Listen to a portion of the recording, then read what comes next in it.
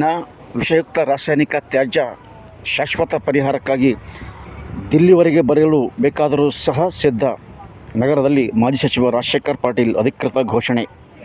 ಹುಮನಾಬಾದ್ ಹೊರವಲಯದ ಕೈಗಾರಿಕಾ ಪ್ರದೇಶದಲ್ಲಿನ ರಾಸಾಯನಿಕ ವಿಷಯುಕ್ತ ತ್ಯಾಜ್ಯ ಜಲಮೂಲಕ್ಕೆ ಹರಿಬಿಡುತ್ತಿರುವ ಈ ಸಮಸ್ಯೆ ಶಾಶ್ವತ ಪರಿಹಾರಕ್ಕಾಗಿ ಹುಮನಾಬಾದ್ ಮಾತ್ರ ಅಲ್ಲ, ಬೀದರ್ ಮಾತ್ರ ಅಲ್ಲ, ಬೆಂಗಳೂರು, ದಿಲ್ಲಿವರೆಗೂ ಬರಲು ಬೇಕಾದರೂ ಸಿದ್ಧವಿರುವುದಾಗಿ ಮಾಜಿ ಸಚಿವ ರಾಜಶೇಖರ್ ಪಾಟೀಲ್ ಅವರು ತಿಳಿಸಿದರು.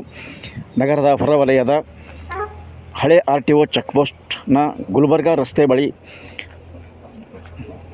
ಮಂಗಳವಾರ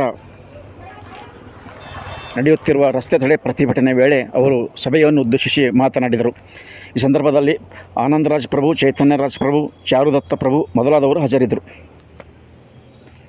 ಈ ಸಂದರ್ಭದಲ್ಲಿ ಚೈತನ್ಯರಾಜ್ ಪ್ರಭು ಸಹ ಮಾತನಾಡಿದರು. ವಿಧಾನ ಪರಿಷತ್ ಸದಸ್ಯ doctor Chandrashekhar Patil, DCC bank ಉಪಾಧ್ಯಕ್ಷ ಅಭಿಷೇಕ್ ಪಾಟೀಲ್ ಸೇರಿದಂತೆ ವಿವಿಧ ಸಂಘ ಸಂಸ್ಥೆಗಳ ಮತ್ತು ಗ್ರಾಮ ಪಂಚಾಯತ್ ವ್ಯಾಪ್ತಿಯ 4 ಗ್ರಾಮಗಳ ಸಾವಿರಾರು ಸಂಖ್ಯೆಯ ಜನ ಪ್ರತಿಭಟನೆಯಲ್ಲಿ ಪಾಲ್ಗೊಂಡಿದ್ದರು. ಕಾನೂನಿಂದ ಮಾಡಬೇಕು, ಕಾನೂನು ಚೌಕಟ್ಟಲ್ಲಿ ನಾವೆಲ್ಲ ಮಾತ್ರ ಇದೆಲ್ಲ ಸಾಧ್ಯ ಆಗಲಿಲ್ಲ. ನಾವು ಸುಮ್ಮನೆ ಆಯ್ತು, ನಾವು ಇವತ್ತು ಹಿಂಗೆ ಹೋಗಿ ಬಂದ್ ಮಾಡಿದ್ರು ಮಾತ್ರ ನಾಳೆ ಪ್ರಾರಂಭ ಆಗ್ತದೆ. ಅದಕ್ಕೇನು ಆಗಾಗಿಲ್ಲ.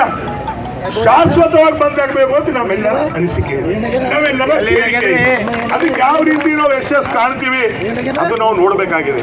ತಾವು ಹೇಳ್ತಾ ಇದ್ರಿ, ನಾನು ಈಗ ಬರುವಾಗ ಜಿಲ್ಲಾ ಉಸ್ತುವಾರಿ ಸಚಿವರಿಗೆ ಮಾತಾಡಿದ್ದೀನಿ. ಯಾಕೆ ಬಾಬರ ತುಂಬ 24 ತಾಸು ಸಚಿವರ ಸಂಡೆ ಕುಂಡಿರ್ತಾರೆ, ಅವ್ರು ಹೇಳಬೇಕಾಗಿತ್ತು.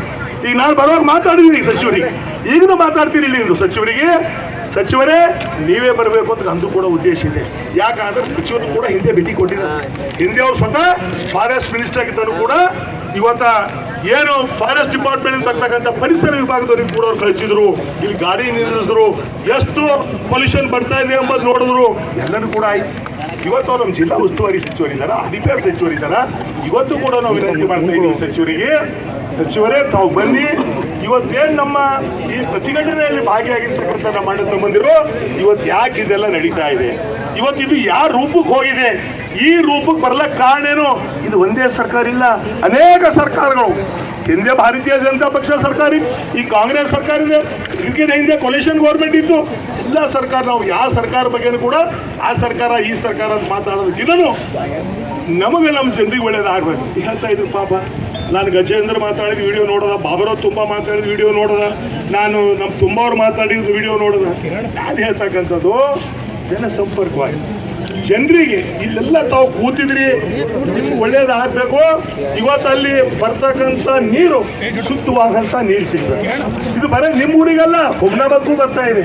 ಈ ಕಾರಂಜಕ್ಕೆ ಹೋಗಿ ಇದು ಬ್ಯಾಕ್ ವಾಟರ್ ಎಲ್ಲ ಸೇರಿ ಹುಮ್ನಾಬಾದ್ ಇರ್ಬೋದು, ಚುಡುಗುಪ್ಪ ಇರ್ಬೋದು, ಇಡೀ ಹುಮ್ನಾಬಾದ್ ಕ್ಷೇತ್ರ ಜನರಿಗೆ ಅಥವಾ ಬೀದರ್ ಜಿಲ್ಲೆಯಲ್ಲಿ ಕಾರಂಜನಿಂದ ನೀರು ಹೋಗ್ತದ. ಎಲ್ಲರಿಗೂ ಕೂಡ ಇದರಿಂದ ಅವರು ಹೆಲ್ತ್ ಮ್ಯಾಗ ಪರಿಣಾಮ ಬೀಳ್ತಾ ಇದೆ.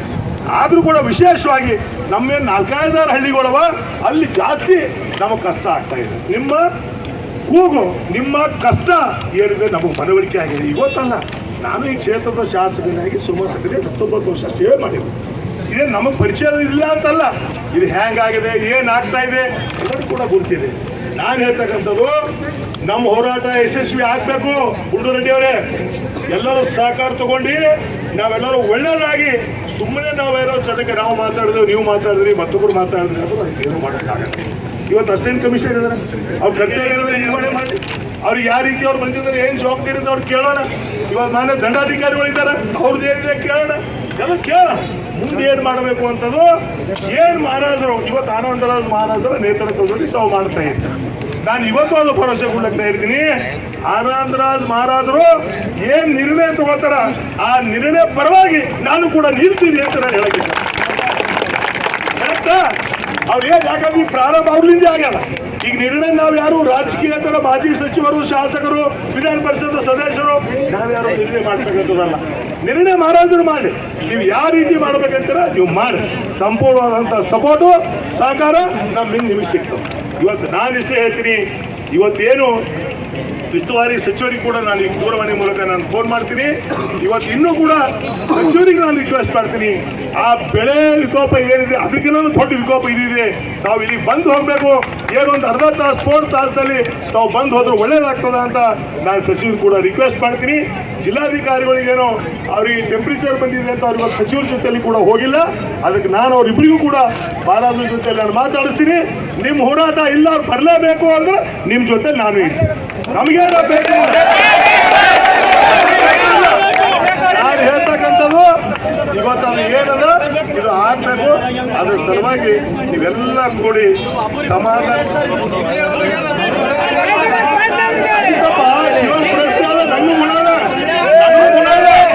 ಇವತ್ತೇ ಪ್ರಶ್ನೆ ಅಲ್ಲ, ಪ್ರಶ್ನೆ ಭಾಳ ಹಿಡ್ಕೊಳ್ಳಲ್ಲ. ನಾನು ಬರ್ಲಿಕ್ಕೆ ಹೇಳ್ತಾ ಇದ್ದೀನಿ. ನಾನು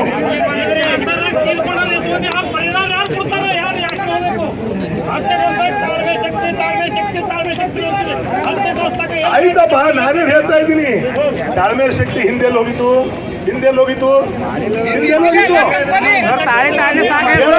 ಕೇಳ ನಾನು ಹೇಳೋದು ಮಾತಿಗೆ ಮಾತಾಡಬೇಕಾಗಿತ್ತು ಅಂತ ನಾನು ಬಹಳಷ್ಟು ಮಾತಾಡ್ತೀನಿ. ಅದ್ರ ಬಗ್ಗೆ ಇಲ್ಲ.